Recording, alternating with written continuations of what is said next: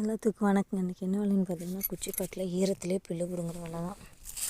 மழை வந்து காடு ஈரமாக இருக்குது, அதனால் ஓரம் போகிறதுல மட்டும் இருக்க புல்லெல்லாம் பிடுங்கணும்.